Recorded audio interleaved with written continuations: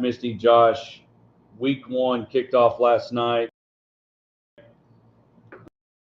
And we are here. And officially all sorts of footballs. They are all underway, high school, college, and now as NFL. And because of weather, mine because of travel, y'all's because they're a little bit late night. Way too late. I brought another Alani, so there will be another energy drink coming soon for me. I should have invested in some energy drink this morning. I woke up and felt like, well, I looked at my sleep, which I do every morning. I don't know why, probably stupid. Did you win? Well, if it was golf, yeah. But the 4 hours and 50 minutes sleep was not enough. Yeah. So anyway, Totally agree. After the game, like I think we chatted about this before, but it's like you can't go to sleep because the adrenaline's going. Yeah. Really, win or lose, you're just like in it. You're wanting to watch post game. That's what always gets me. Is I'm like, okay, I need to see what everybody's talking about, and I need to see Dallas, and so I don't see CD anytime soon. well, No. Unless it's to backhand him. yeah. Yeah. Last night, Andy Penny and I have been a guest on the show. He and I do the Wiley football games. Wiley played last night in Lubbock, come up short, lose 24-21 to Monterey. Well, of course, you get breaks, and like we do, we look at our phone, and I see that okay, it's delayed. Well, then by the time we make our little stop before the ride home, late, and all of a sudden they come back on. And so I'm trying to watch it on my phone, but leading up to that, and again, I'm diving right into our Lawrenceville headline report, LawrencevilleAvalaneOnline.com. I saw a bunch of, thug and can't believe this guy happened, trash, classy, the spitter incident. But then when we got in the car and started going, it's like, okay, we got a ball game. And then I get home, we get back, I had to go get my car and all that. So I don't get to the house until about 12:45 Friday morning. And I'm like you, Misty, I'm trying to go to sleep. My iPad is dead. And so what I normally try to do is, instead of turn on the TV to blind Tracy and everybody, it's just us and Tracy. As I say, who's everybody else? Yeah. He's got some roomies. Yeah. Yeah. Well, I can rent out a room for a lot of money. It's a place to stay. Anyway, so it's like 12:50, 5 something. This alarm's going to go off, and it took a little bit. So there wasn't, I didn't. No, there was no sheep to count. I mean, I bet there were people. But so anyway, so I do agree with you. Have to finally go to sleep late night. We all admit Thursday, Sunday night, or Monday night. Which Thursday night your least night? I don't like primetime football if it's the Cowboys.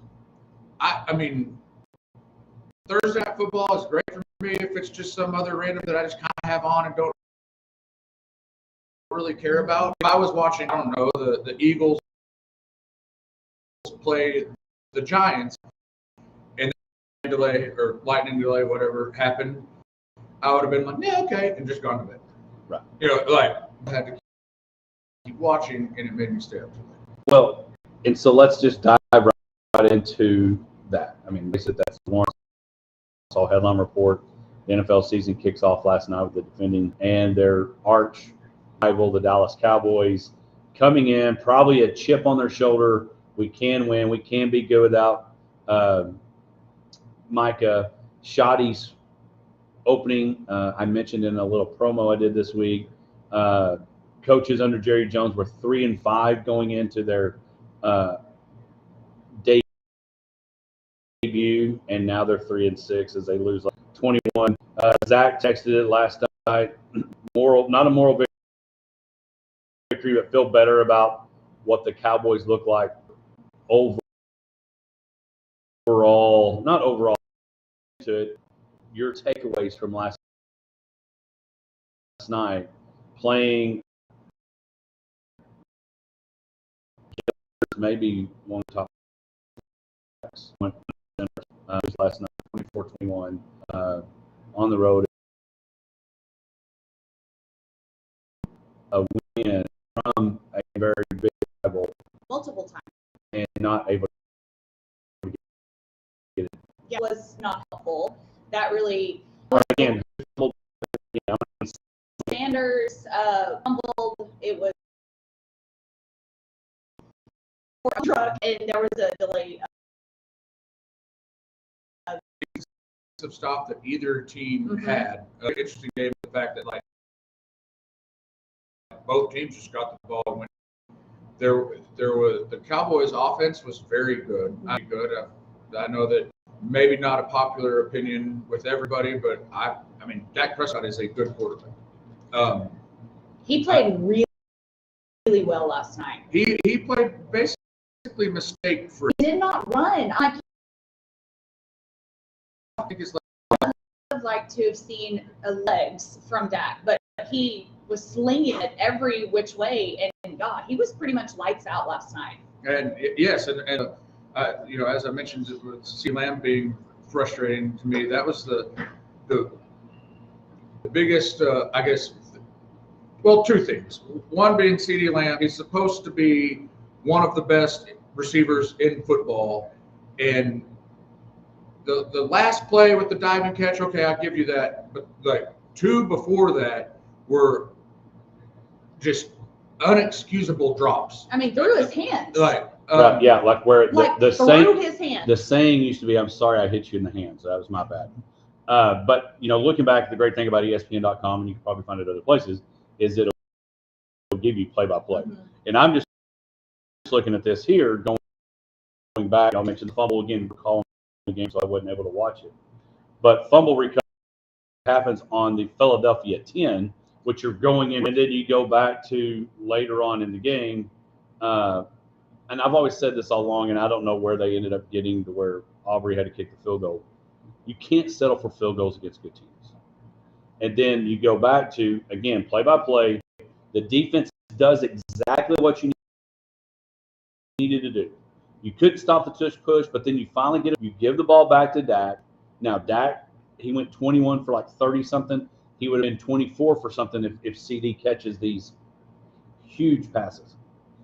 And you get the opportunity to go do what every quarterback, I don't care if you're in high school or the NFL level, to go bring a come behind victory. I mean, it's a stat.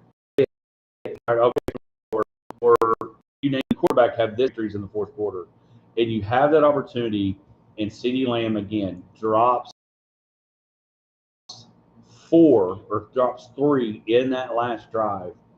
And I would even diving catch was still you're catchable. A superstar. And so here's my question. And then he went into the medical tent. But I throw this out to you. You make that much money, you got to make that catch. We've all had bad days at the office. Yeah. But are you allowed to have that if you're that guy? Oh, no. You cannot. Oh, I missed the OG 88.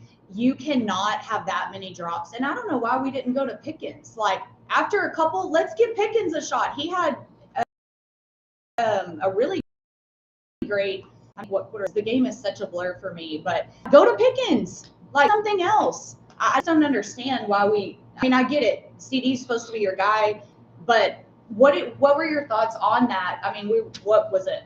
4th down and 3 to go, and we air it out, and that's the seat. I mean, should we have just tried to get a little 5-yarder? Thoughts on that last play? I mean, I'm not upset about the play because it really should have been executed. I mean, it was executed up until the very, very end. The other thing that you know, it's off the field, in the locker room stuff, notwithstanding, because I don't know all of that. But if Michael Parsons plays for the Cowboys last night, they win that game. They were one stop away from winning the game. But they got the stop. No. Before that, like that Jalen Hurts break the pocket, beat the edge, like if one of those times he's not able to do that, the Cowboys most likely win. And the pass rush was solid, but not spectacular. And nobody on that defensive front made it difficult for made Hurts. a play. And so that's like, there are several times that when the protection started to break down and Hurts was able to escape, like that, moved the chains, kept it going. If just one of those times he's not able to, the Cowboys win. That's interesting. Very, but I do agree. But we cannot talk about what happened last. Like they're showing all of this because you didn't see that during the game. So I heard, of course, again, going back and reading group text. When you're in a few fantasy football leagues, a lot of group text, and I see all these negative things said about Jalen Carter, and then you see the hot Tua girl. Then you see the Seinfeld episode that there was a second spitter. Yeah. Yes, and so Carter's going to get suspended, right? I mean, there's no way. I would assume so. Set the scene. We got about a minute. Set the scene for the spitting because I didn't see it because I haven't had a chance to go back and look. It was one of the stupidest things I've ever seen. Mm-hmm. And early, right? Like first play of the game. Yeah. Early. The opening kickoff. The Cowboys received the Eagles as a fullback on special teams did something leg half injury. It blows his knee. Yeah, I think it was his knee. Because they had him off. So while the medical staff is in the huddle, standing, where you do behind the football, Carter comes to the Cowboys huddle. So passes the football, comes to the huddle, starts jawing at. I think at Booker is what Dak said post game. And so Dak turns around and they're like in each other's face, and then so he decides to spit on him. So who was the first spitter? But when you see it later, Dak actually spits kind of in between two Cowboys standing there kind of towards the ground, and then he has this grin on his head with her. And when they got closer together, Carter spit directly on Dak. So there's all of this talk that basically, like, Dak, you rage baited him, and he got ejected. But when you go back and watch it, Dak spit toward Carter? It was he just literally was looking, and he spit between two Cowboys, and it was just a spit towards the ground. I mean, they weren't close enough to where it would have hit him. But when they first showed it, you only see Carter, and it looks like Dak is, innocent in all of this. Then you go back and watch it, and I'm like, I'm here for it, because that grin is very telling when Dak and him are going at it, and then he spits towards the ground, and then he spits on him. So it was, I don't know, y'all just need to go watch it. Well, again, the moral of the story is the Cowboys are still, regardless how you look at it, they're in one. The Eagles are 1-0, and we will see what the season looked like with the shoddy era and no Micah, and will CD bounce back from last week. We will open up the Pest Control phone line and reach out to head football coach Mitch Abels out at Holly. Only one son on the team this year, but the other son is at Hardin Simmons trying to live in daddy's footsteps. When we come back, our Big Control After My Town segment, Coach Mitch Abels, right after this. I mean, look at that grin. He's like, come at me, bro. And then that's when they got in each other's face. So that's the clip that didn't get shown during all of that, but that is how it took place. So. He didn't spit at him. No, but Carter's all the way back on the other side. Right, but they definitely then Carter came up. They definitely were John. Yeah, I mean, they were good ways away. But you can't tell me that grin. I'm like, I mean, Carter totally, but that's what it showed last time. This is what it is. I mean, they tween. And after the Carter lost it, and all he said, okay, you're calling Mitch. Yeah.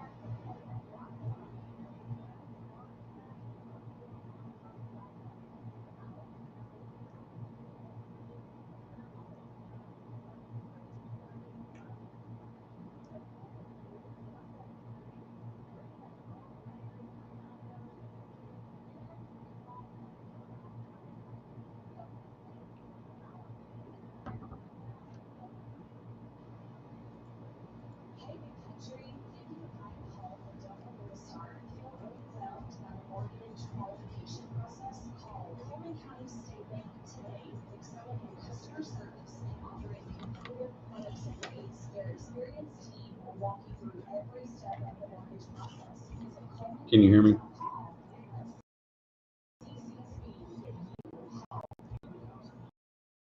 Mitch, can you hear me?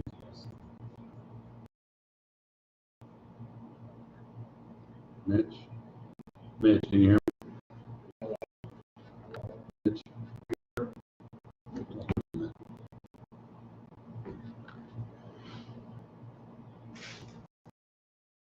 I can't hear you.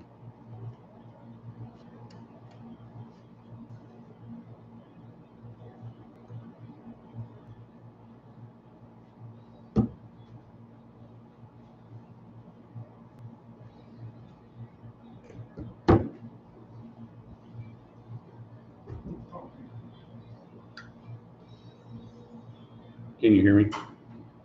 I can. Can you hear me? Yeah, we're good. All right, we're coming. We're going to come back. We had some difficulties, so here we go. Good technology.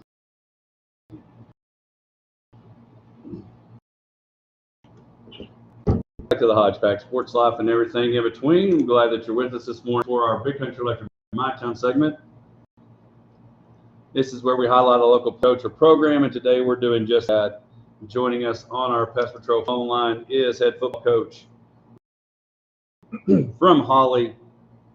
No longer both sons on the team, one son out in Hardin-Simmons trying to follow in Dad's footsteps, is the head football coach at Holly, Mitch Abels. Mitch, appreciate you taking time this morning. Thanks for having me this morning. So let's talk a little bit about, again, new season. It's underway. We mentioned how the Cowboys last night. So every form of football is happening. Talk a little bit about let's talk about your son that's gone to Hardin-Simmons, what that was like, and knowing that Keegan is wearing the purple and gold. It's great. I'm glad just so happens that he's going to Hardin-Simmons, and we stay in pretty good contact with each other.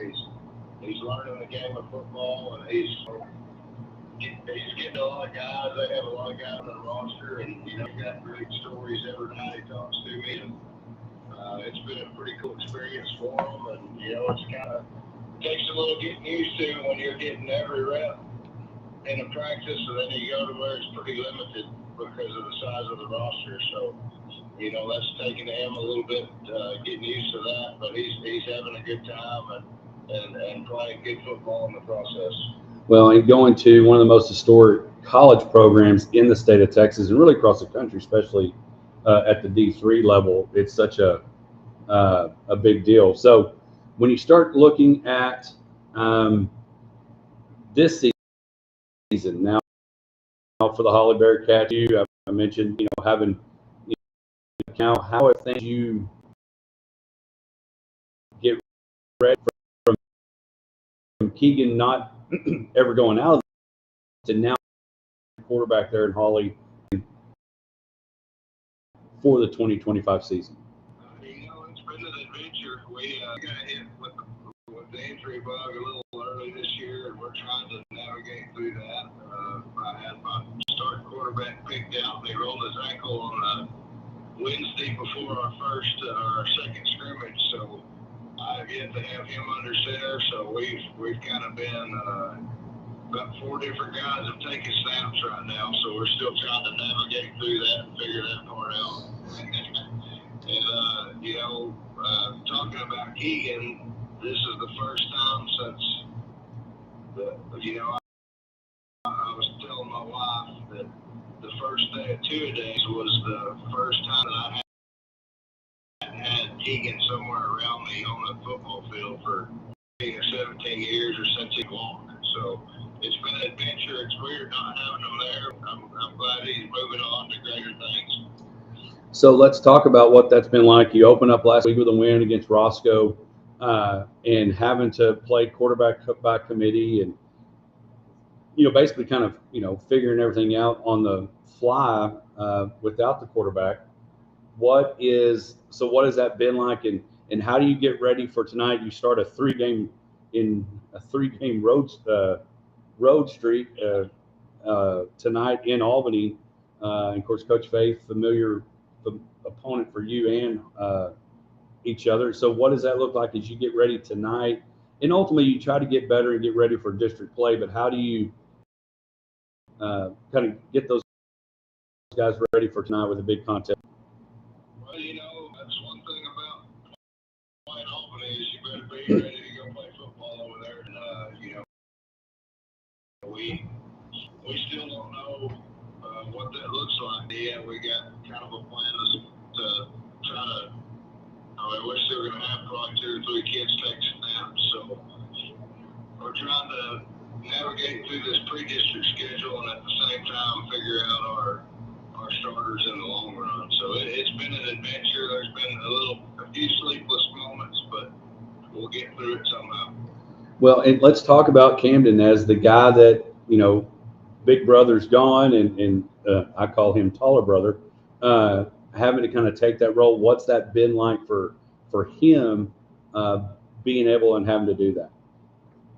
Well, you know, he's been one of the ones that have taken a few snaps, so he's having to learn on the fly. And the other kids respect him. He always went to the team vote on their captains, and he was one of the top vote getters. So, you know, he's taken that responsibility, and so far he's done a job and done exactly what we wanted him to do so far. Well, and here's another question I have for you. And you look back at people, and again, you know, a guy like Dabo Sweeney and guys that have gone to programs that may have been okay or struggling and now have turned them into a perennial and a respected program across the country. What does that do for you, that when you got to Holly and kind of when you look back on the time that you've been there and where you're at now, that where it is, you know, sometimes the reload maybe because you don't know what kind of classes you have and grow, move, and all that. Where Holly football is right now, knowing that every week, you know, people are going to come try to bring their best to you because of the program you created. What is what you established? It means you got a bunch of hard-working kids and a good coaching staff to work with you. And these guys that are in this office, they're as good as a big program can be as far as coaches are brought in. It's been an adventure. This was my first head coaching job. Question marks and uncertainty, and just a lot of blind leading the blind kind of stuff, I guess you could say. But it's been when you got kids here, and I'm just proud of the success we've had forward, so we can keep it going in the right direction. Well, and of course, every district in the district. Talk a little bit, just in case we don't get to visit before, when district gets rolling. Talk about, again, you're in that district that's, not calling it the SC of the state, but it's a pretty tough district. How do you look and make sure you get ready for leading into the district that you're in? Our district is really tough, and I would definitely say it's one of the toughest 2A districts in the state. And all those coaches, and it's a hardworking kids and good coaches. You got Cisco down the road, Stanford, Anson. Those three guys, you definitely can't take a day off, or you'll get whipped in those deals. So, coming into this, to go back on the question you asked a while ago, when I got here, Cisco and Albany and those guys were kind of Stanford were the top dogs and what you wanted your program to be. So, having a chance to compete with them and outside of this way it's cool, and even to be in the zone is a testament to the coaches here at Holly. Well, again, you mentioned it. Great heading to Albany. Hope everybody stays healthy and go out there. And don't have too many people take snaps tonight, but I know it's a busy Friday morning and pep rallies and all the things. And so appreciate you joining us this morning, and best of luck tonight as you guys head to Albany. I appreciate it, Ron. Thanks for having me on. Again, that's head coach Mitch Abels out at Holly, getting ready to head to Albany tonight. Again, two great teams, great programs, two coaches, and Coach Faith and Coach Abels battling out tonight. When we come back, the coaching training, we have one of our from AC rolling, and we'll have him on right after this.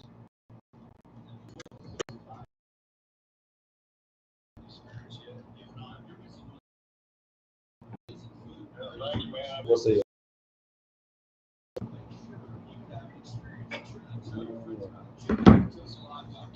How we doing? All right. I'm doing great. How are you? Oh, I'm good. We've had a little fun technology difficulties. It was good night. So then you have to start.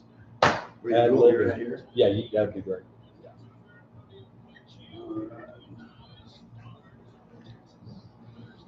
Oh man. Yeah, I got in a little late last night with, me and Andy called the Wiley football games on radio and YouTube. And so we played Monterey last night and got in about 12. I got to the house about 12:50. And so felt like I was coming home late. I put my head on the pillow last week at 6:30 a.m. Coming back from Tulsa. Yeah. Now, is that a flight back? No, we drove. It just. It's all good. It's right on the border. Right. Anything more than 5 hours is 3 but it was pretty easy driving straight up the interstate. Well, and I guess the other benefit is that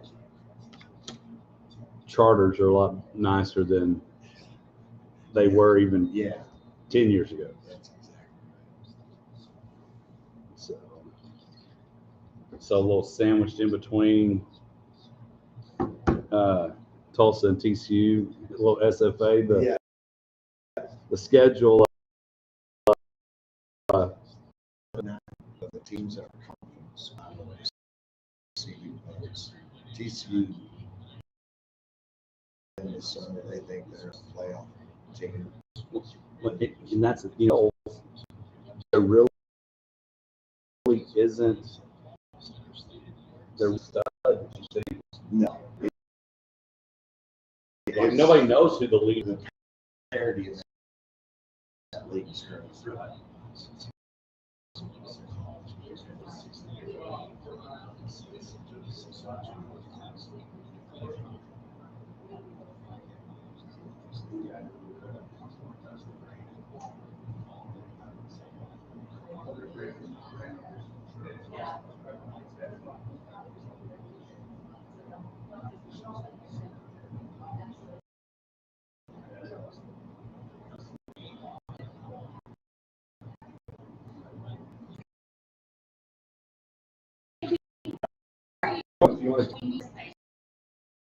Okay. How was the raw? It's just a moment. I call it year 1 4.0. We're starting over. I mean, we really are.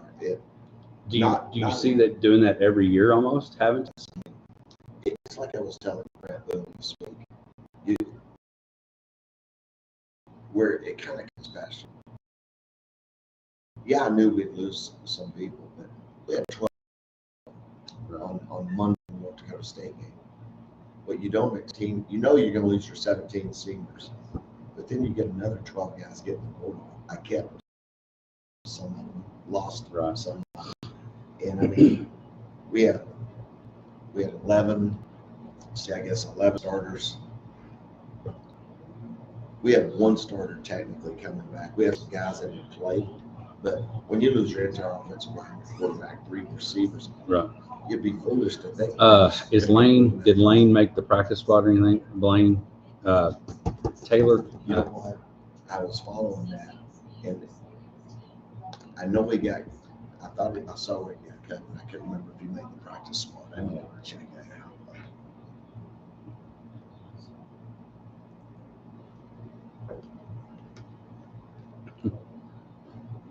Welcome back to the Hodgeback Sports Life and everything in between. And Coach KP, Coach Patterson joining us, head football coach at AC. This Hold On Loosely song that's being played kind of makes it funny. Hold on loosely to some players because in this age of the transfer portal, you never know. But again, joining us in our Potosi Live studio. Head over to PotosiLive.com. Check out all the show they've got coming. Be sure you get those tickets. Be on the lookout. Also, those guys are in partner with the West Texas Fair and Rodeo. William Clark Green tomorrow night. Mike Ryan's going to be in town. So head over and check out the guys at Potosi Live. We appreciate you joining us this morning. You got a home game, so it's a little bit easier. Well, sleep is hard in this time of year, but at least it's in your own bed.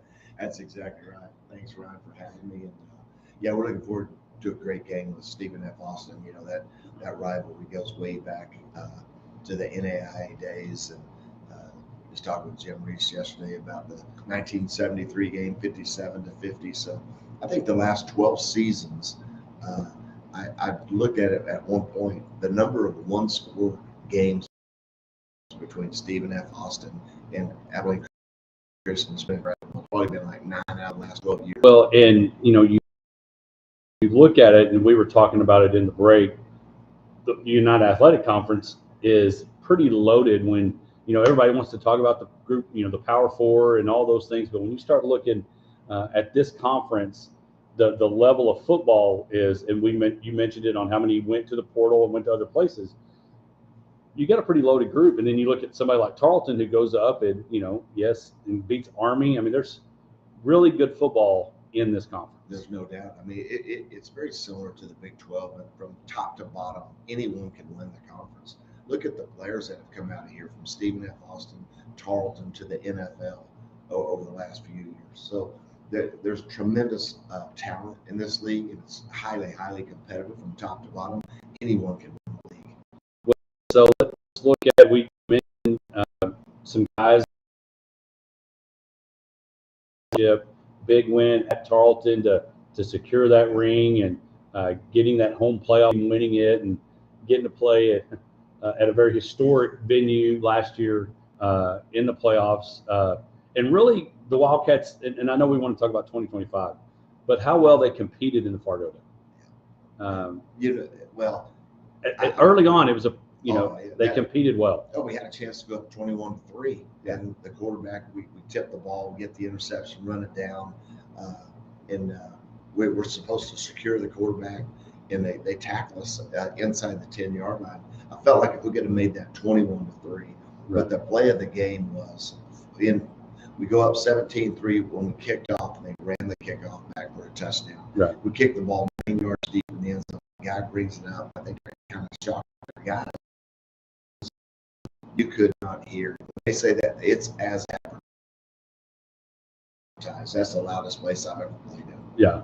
So again, you're not a great end, but a good run for 2024. Guys move on, and we mentioned it. That's the state of college football, and it's not just at this level moving. You got in the NFL. NFLB is what it seems like it's become, because when they're talking about a kid playing, it's not that they came from a high school. It's like, well, he played at LSU last year. He played.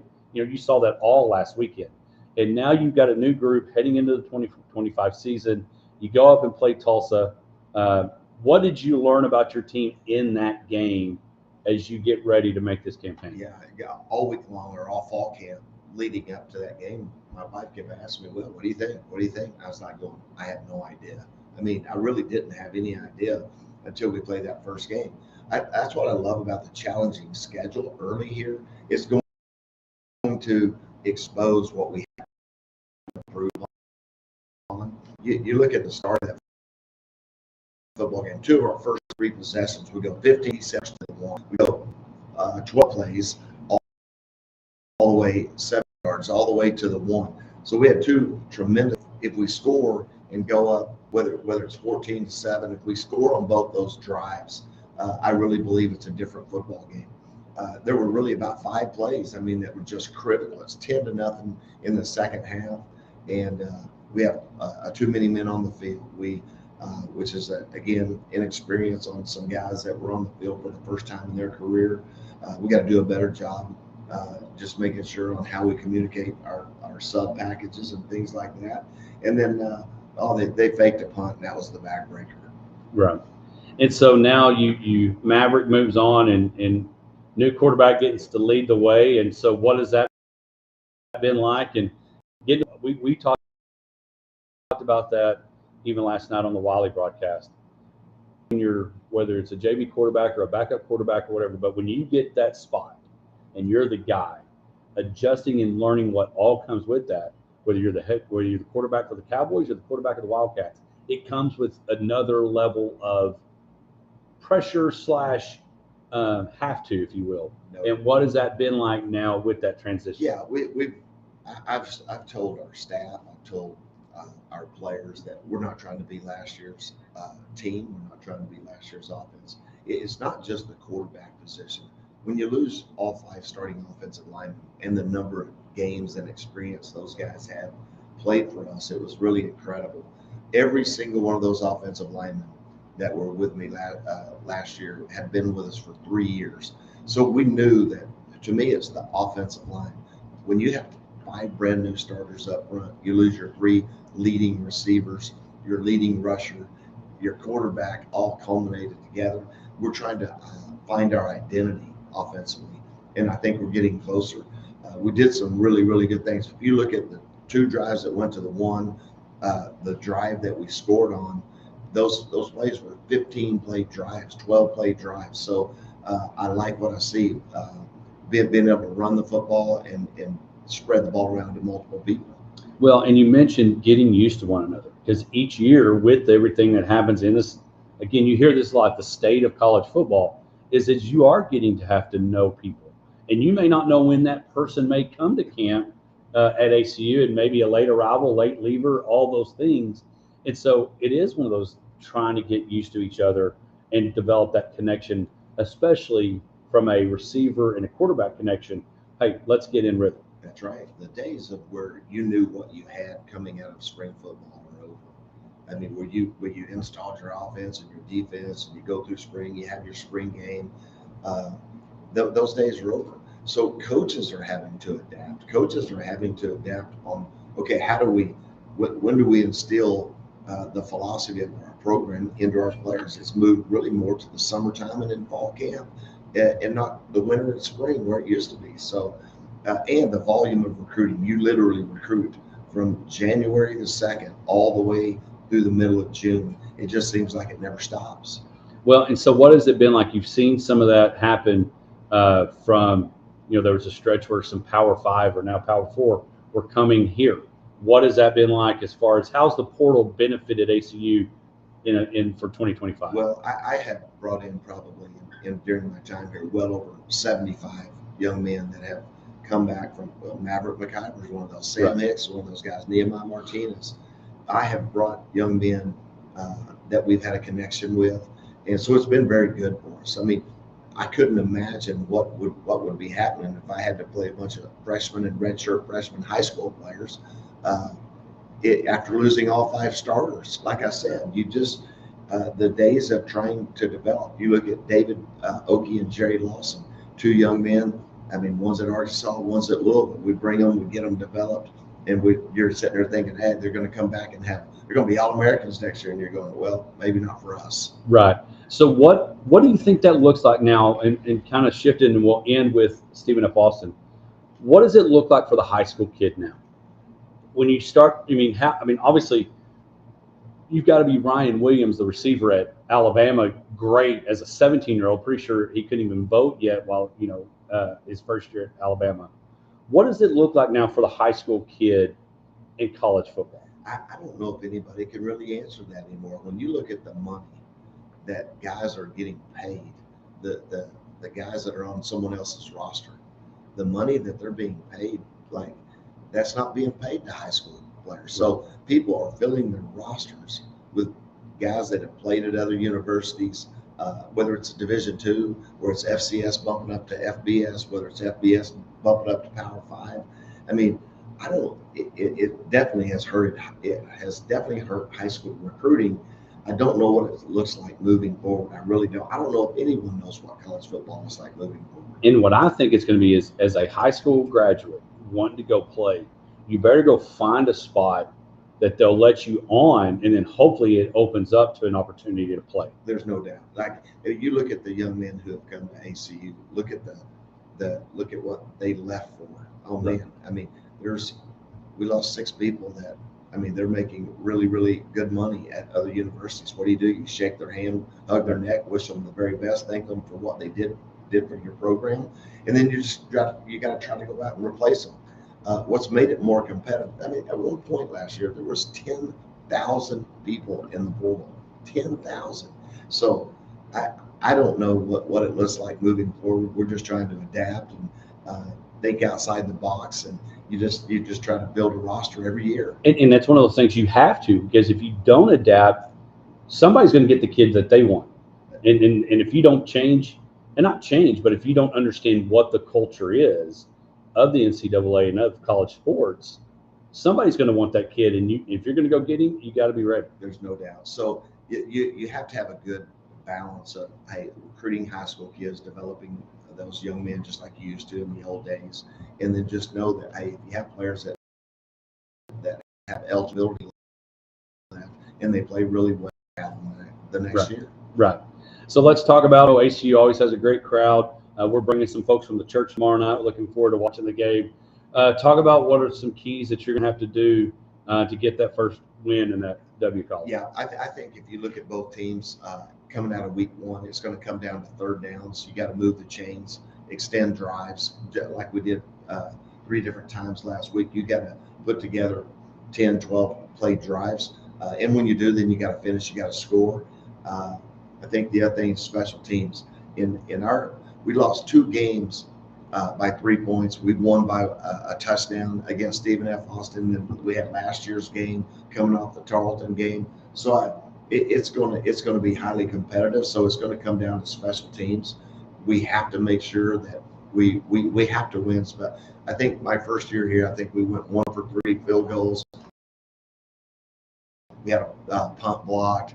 Last year I had a punt blocked. Gave up a big return kickoff return last year. So we got to do very, very, very well prepared in special teams. And then I think once you get into the red zone, you can't kick field goals. We got to get down in there and score touchdowns. Yeah, I think that's the biggest deal. And I'm sure the thing when you got two good teams in a game like tomorrow with y'all and Stephen F. Austin, they're saying the same thing. We can't make mistakes to give the other team more opportunities. No doubt about it. I mean, even go back to the very first time we played them in the championship game, my first year here, we lose on we gave up a 3rd and 9 or a touchdown inside the red zone, and then the backbreaker was they won the game on a 4th and goal from 12 on a quarterback scramble, and you just can't allow that to happen. You got to force field goal teams. Right.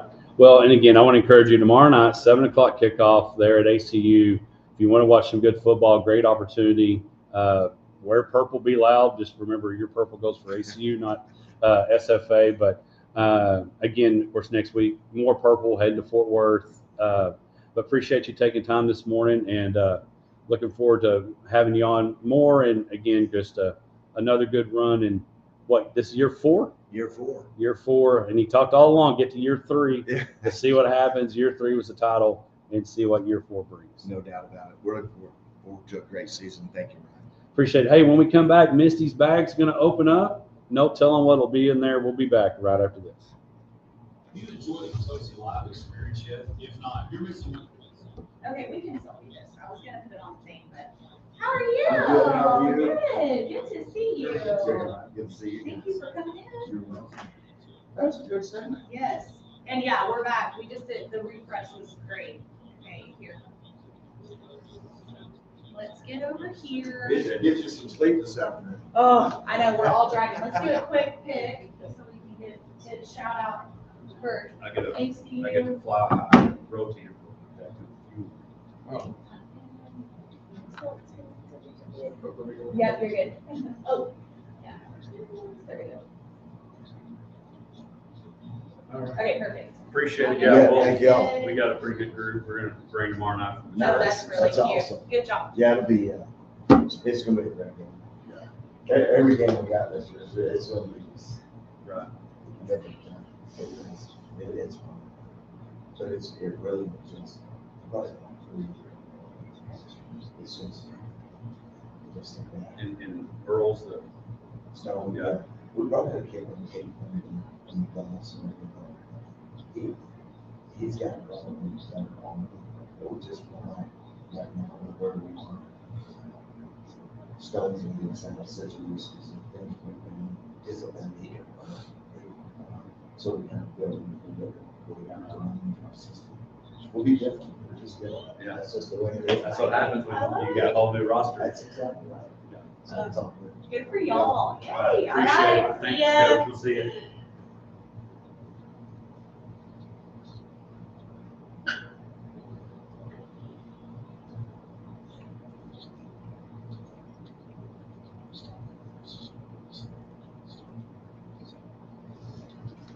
Oh.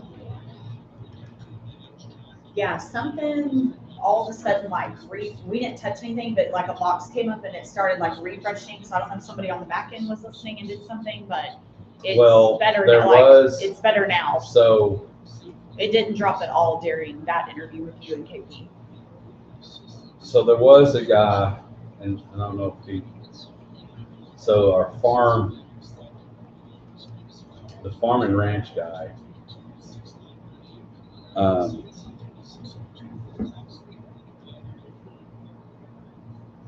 But yeah, it was weird. It was just like in and out. So hopefully now that they did a refresh. Okay, I'm going to pee. If y'all come back, just, I don't know. It shouldn't be long, but just in case. well, you're the one that went double Oh, Alani. no, You're the one that went double Alani. Double. I mean, she already is. I thought I'd pee.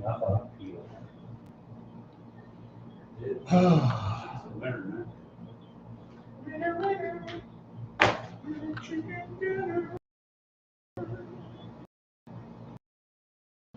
Did you have a good group going to your house last night? Yeah. Better if you were there. But we made it without you. Well, the Cowboys didn't. And they wouldn't want to do it. Oh. I'm like 100%, 100%.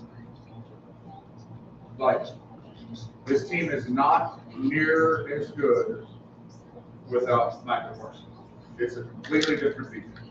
Yeah, but we kind of knew that. Well, I knew that. Were you shocked that they competed as well as they did, though?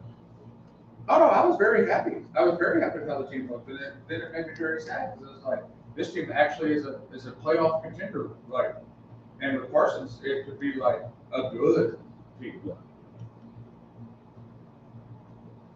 ACU, Stephen F. Austin, tomorrow night at 7. Get your tickets. Be sure you're at the game tomorrow night as the Lumberjacks take on the Wildcats. Be sure you are in the stadium time to be there for some ACU football. It is now time for one of our favorites. Open up Misty's bag.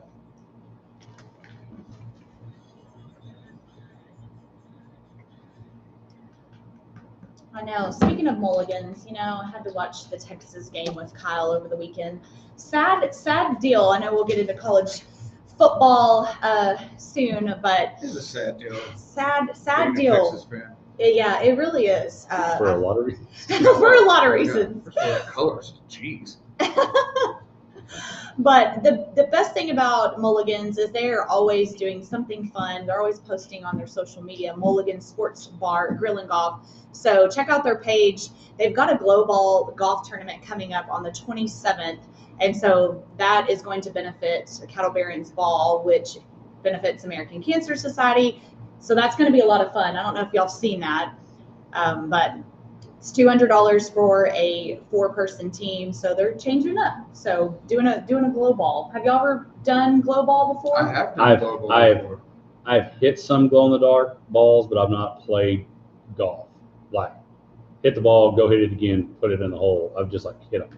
Oh, I mean, if you were hit the ball, hit it again, and put it in the hole, that would be a birdie, and we know that didn't happen. So, Not out there. Maybe a park. At Mulligan, Yeah, touche. but still, that's not going to happen either. Not for me, at least. I have, and it's fun. It's really fun. Yeah. So get a team. Makes me scared of snakes, though. That's the only part that Ooh, yeah, I didn't even think about that. walking around in the dark. Get a what is the mothball flavored glow-in-the-dark ball. Yeah, yes, that would repel the snakes. Yeah. That's what I did. We have really created small ball golf, and now Snake repellent golf. Yeah. There you I go. killed a rattlesnake the other day at my house, and I'm a little. On the edge. I've seen a Yeah. lot of those being killed on Yeah. Facebook lately. What was funny, Zane texted Clay and I about the Young Life Scramble that's coming up. He's Yeah. like, get a team, and Clay has something to do. And then he's like, come on, Misty. And I was like, I can't play. Like, I would love to, but I can't even hit a ball. So You're lucky. It would be bright. I will not be partaking in any scrambles That would not be bright. anytime soon. But all right, let's get into it. So the question of the week is, name a record in sports you think has no chance of ever being broken.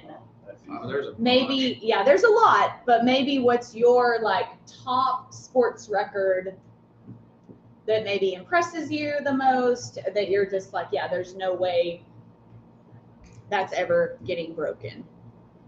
Well, there's a bunch. I'm trying to think, because in baseball alone, I think there's plenty, and you could just basically look at Nolan Ryan's resume. Exactly. No one's striking that many people out. No one's having that many no hitters. It's just and no one's going to get over 300 wins again, even though Nolan Ryan's not the all-time record in wins, but it's there's a lot.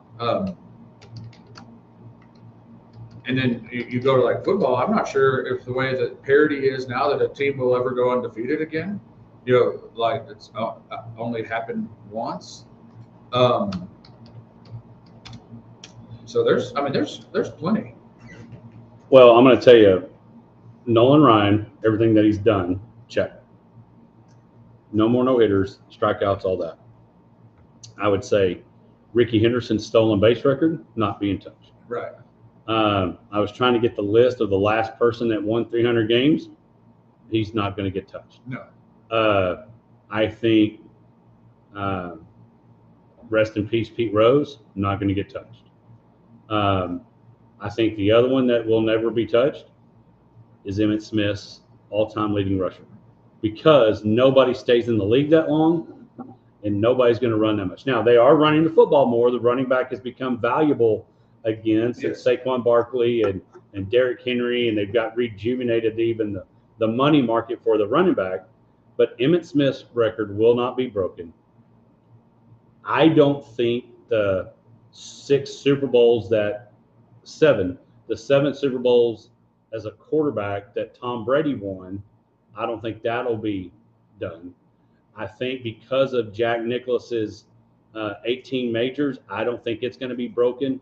Now, you could say that may be the one that might be able to if Scotty were to get on some crazy, even Tiger Scotty run of golf. That might be one that could be, but I have a hard time thinking that's going to happen.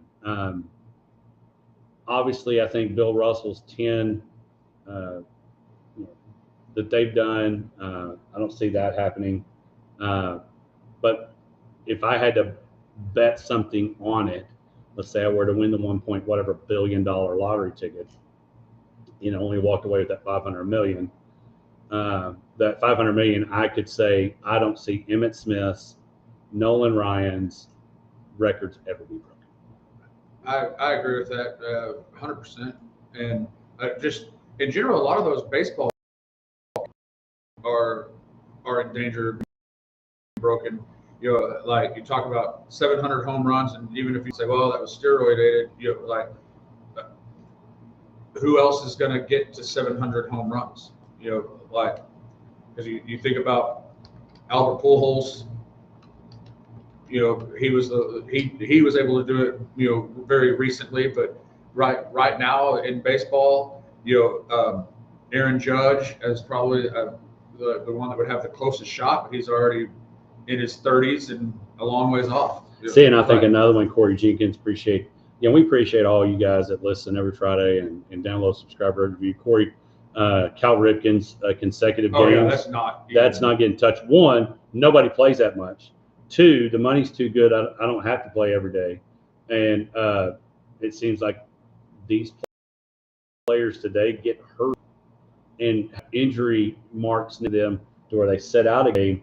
So Cal Ripken's record, you don't even see people go a whole season playing every game, much less 10 seasons in a row. Yeah. NBA wise, I think the 100 points of Wilt Chamberlain is probably not going to be changed. I don't think that will ever be broken. I don't see anybody, staying in. And I think in today's time, the athlete doesn't want to be the team that had 100 points scored on them by one person. So I don't see that happening either. So those are some that I think will stay put. And I just think the longevity of people's careers, because of the amount of money they make now, they don't have to play as long. Yes, Brady played till he was, backside of 40, but I don't see anybody else having to play that long because of the money. So I see those things, the ones that I've mentioned, Emmitt Smith, Nolan Ryan's, now Cal Ripken's, the 100, the 7 Super Bowls by quarterback and Tom Brady.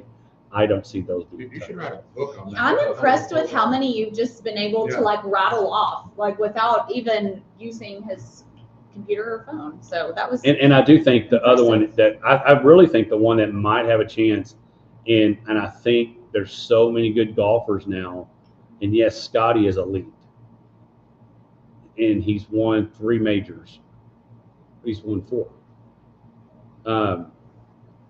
That he has a chance. Well, and I think you hit the nail on the head right there with there's much more parity in sports overall than there has been in the history of sports.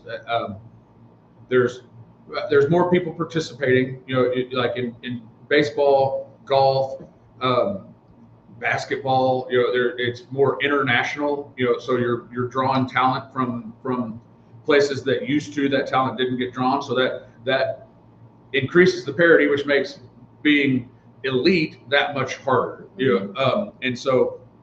And to break records like that, you have to be elite for a long time. And so I think that's one of those things that you talk about, with Pete Rose and the hit record, or Hank Aaron and his home run records. Like there's that many more people playing that's going to make that harder. You also have the fact that like in baseball especially, it's why we're not going to see 5,000 strikeouts or 300 wins. Instead of the starter going in there and pitching 7, 8, 9 innings every single time, they'll pitch 5. If things get a little rough going into the third time through the order, they're out. So that lends itself to pitching records not being broken, but also hitting records being more difficult because the hitters are seeing different pitchers 3 times a game instead of seeing the same one 5 straight times. Right. So it makes it harder to rack up hitting stats. So there's a lot of different things that go into it, but general sports parity, I think, is the most that it's ever been. And it's going to be the reason. The only thing that you're going to continue to see broke is the highest paid player. That's the only thing that you're going to see. Is we saw it with 40, 41, now 47 million, that in 50 and 60. That's the only record you're going to see broken on a consistent basis, is the highest paid quarterback number, the highest paid X going up. No, I agree with you. I've got to give, when I was looking up some stats, I got to give a nod to the UConn women's basketball team.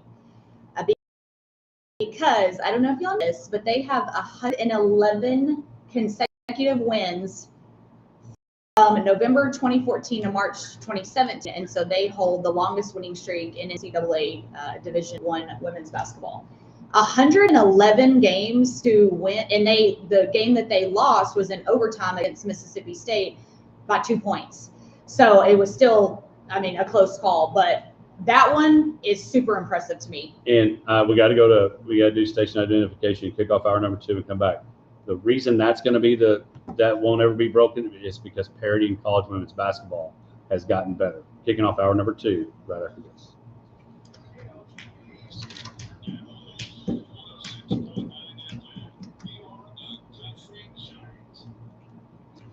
Some more Tiger, 142 consecutive cuts made. But I agree. John Stockton, 15,086 career assists. Usain Bolt, 9.58 seconds at a 100-meter dash. I could see that being broke just because. Michael Phelps, 23 Olympic gold medals.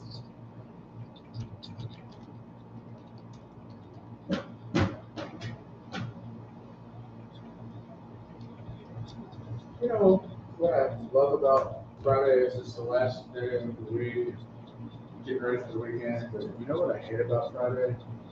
I'm already ready to be done with boys. Yeah. I feel that. That makes it tough. Thoughts on water? Do you think I should just order it since y'all have your stuff going on? Or when will you know that? Because, we can. It's not a big deal at all. But.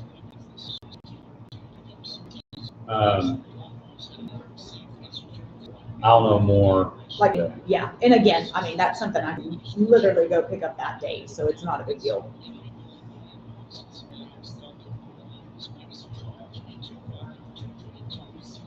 What am I looking at?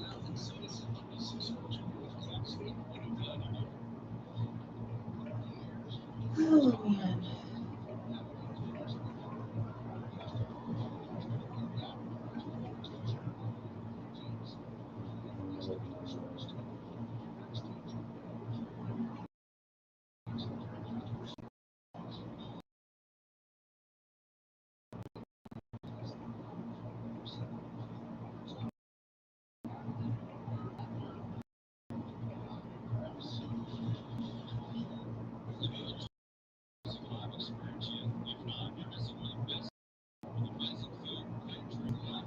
Oh, I had seen this. What's that? Said I've seen a lot of bizarre things through the years covering the Cowboys. Mike Leslie, but Micah Parsons' mom being at the game tonight wearing Cowboys gear just a week after her son was traded to the Packers might be at the top of the list. The Parsons family are Cowboys fans, truly, no matter what. That's insane. Did you see or hear that apparently the Eagles reached out, wanted to trade for Parsons? Oh, really? No, I hadn't seen that. Mike Tyson and Mayweather agree to fight. Oh, jeez. What is happening? That, What? granted, this is on TMZ, so not sure. What did you say? Tyson and Mayweather agree to fight. I'm like, Tyson, babe, just hang it up. Tyson called and said, "Hey, yo, Floyd, I need some cash." Yeah, seriously.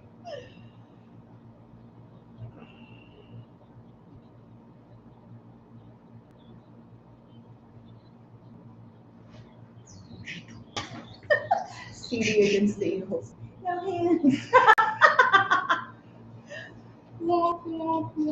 Yeah, he definitely did say it fell all on him, and I accept responsibility. I'm like, I'm gonna need you to change that.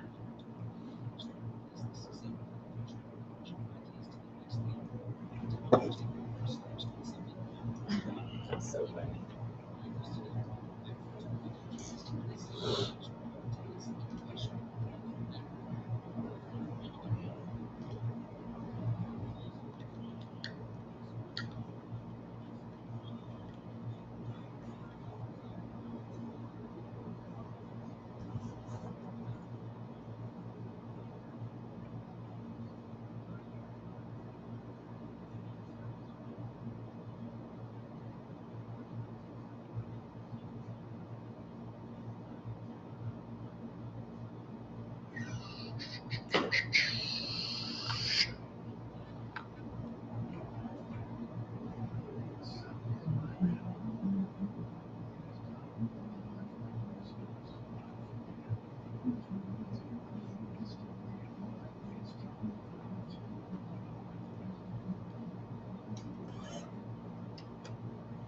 It is time for hour number 2. Lots of football from high school, Holly, Albany, college, Coach Patterson from ACU, Mitch Abels from Holly, and college football big weekend last weekend. Not so much on the top 25 this weekend, but lots to talk about. We'll dive in shortly to college football report. But before we do, I want to make a couple of notes. One, congratulations to Easton Malone, our first ever, as we started our Texas Farm Bureau Hodgepack Player of the Week last week, and our first recipient was sophomore quarterback Easton Malone. Had a great week last week as the Badgers broke their 0-10 last year, win number 1, 1-0 this year as they beat Ballinger last week. And so congratulations to Easton, and talking to Easton and a couple of the other, and of course, seeing on social media. As soon as he got the ball and we got done taking the photo, he went and got all his teammates to sign it. And so pretty good play there. And I'll be there tonight watching the Badgers as they take on Bangs tonight. The other thing I want to mention, we talk about our right move, brought to you by Phil Hill Properties. Again, Phil Hill, if you need the right move to move into a new house, maybe get a rental, maybe right now I'm going to tell you, you can find some rental houses that's going to be beneficial for you. But give Phil Hill, he's part of the Abilene Group, 325-669-5153. The right move this week, have y'all seen what Sweetwater's doing tonight? I have not. I have not either. All right, so Sweetwater has a young man named Cash Miles. He's a senior at Sweetwater High School and is visually impaired. And tonight he's getting to suit up and get his dream of being a Sweetwater Mustang senior football player playing in the Mustang Bowl tonight. They have worked some stuff out. They're playing Greenwood. Kickoff is set for 7 o'clock, but looking at Facebook, get ready, Sweetwater. Cash is playing football. Fill those seats at the Sweetwater Mustang Bowl this Friday night, tonight. The official game starts at 7. But the real game starts at 6:50. Be there. You do not want to miss it. So Cash with Coach Brian Arnett, the new head football coach at Sweetwater, got fitted, got suited up, got to do some practice yesterday, and is going to get his moment to be a senior playing football with his buddies tonight. So the right move was been made by not only Sweetwater, but the Greenwood Rangers. So tonight, the Mustang Bowl has had a lot of history happen inside that historical stadium. But tonight, when Cash gets to walk down the steps, be a part of the Mustangs tonight in Sweetwater. So the right move by not only Phil Hill, but Phil Hill Properties in the Abilene Group, 325-669-5153. But the right move by the Sweetwater Mustangs is Cash will get to be a Sweetwater Mustang football player tonight. Pretty cool stuff. I love when the coaching staff does stuff like that. Like that, I don't know, that's just life-changing to those kids that get that opportunity that would not have gotten an opportunity if they didn't have a coach like that or the staff. I don't know. That to me is so special. And as a mom, if that was my kid, I mean, I'm like trying not to tear up thinking about this. What a special moment. Well, and the other cool thing is his teammates are going to remember it too. Yes. Cash is going to remember it. His parents are going to remember it. Coach is going to remember it. All those that are going to be a part of that tonight. Again, 6:50 at the Mustang Bowl, Sweetwater Very sweet. and Midland Greenwood play, and Cash Miles will be suited up and ready to go. It is time for our Tyler Cagle Law Firm College Football Report. Again, if you need a lawyer, somebody's going to take care of you, call Tyler, 325-232-8075. You need a criminal defense, he is your guy. A lot of folks that needed some defense last week. I mentioned it again, a lot of debuts. Last week was a electrifying weekend of college football with Georgia Tech, Colorado, and those games Friday night, rolling into Saturday.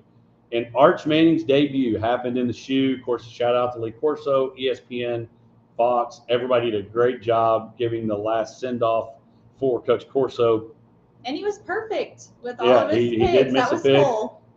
And so Arch Manning comes up short, loses 14-7, 17 for 30, throws a touchdown, throws a pick, has a chance just like last night that Dak had to go be the hero, go win a game, go lead your team to a game-tying touchdown and send it to overtime. And Texas leaves and is 0-1, drops down. And so that took place last week. To me, and we haven't mentioned, we've got our guest pickers, Coach Reese, Abilene High head basketball coach, familiar face, Coach Bacon, head basketball coach at Cooper. They're going to be our guest pickers. Big weekend for a lot of people. So I throw this out. Who's good, who's not good after what you assessed last week in week one of college football? Well, first of all, I know I've talked about it before, and I know it's not like feasible in the least, but preseason rankings and hyping games before the season even starts, I think last week kind of just really kind of summed up why I hate that, because all of the hype and all of the stuff that went into Ohio State hosting Texas, 1 versus 2 or 3, depending on which ranking that you looked at, and Arch Manning is the second coming and all of that, and it was really a flop of a game. It was boring, so boring. I feel sorry for it's hard. He's obviously in a very good. I feel sorry for Arch Manning to have all of that put on him before he's ever even played a game. Then plays the first game of his starting career in a tough environment, and it didn't go real well. But why do we have so much hype? It's because we're making a big deal about stuff before we've even seen any of it play out. Well, I think it's for what we're doing right now, because I know it's media driven. Until football starts happening on the field, hodgepodge, unsportsmanlike, the ticket, you name the show, doesn't have a whole lot to talk about. And so you lead into that. So now I still think Jillian Sayin's got a cool name when you start thinking about a sports name, because I'd have been just saying I'm good too. Just saying I'm good too. And he comes in and he has a decent day as well. One touchdown on the ground, one touchdown in the air. You go looking. We talked about a big week last week, and all these teams that had, of course, the Tiger Bowl. Did y'all see where Dabo said, we grade ourselves? They got a 65, we got a 58. And then Brian Kelly basically said, oh, he must be either a really soft grader or not a good grader or whatever. Big kind of debate there. Another, Cade Klubnik, not a debut, but a lot of pressure and expectation there. Had them, the real Death Valley, all the things, had a chance to go be the guy. And the guy that walked away probably leader in the clubhouse as far as Heisman is probably Nosemeyer, possibly Sellers from South Carolina. But again, the LSU Clemson game, 17-14 or 17-10, the Purple and Gold Tigers winning that. Well, I know, but that's the thing that we're at this point in the season. I'm watching these games and I'm thinking, like, I thought Clemson was going to be pretty good coming in. Didn't get just throttled. They lost a home game.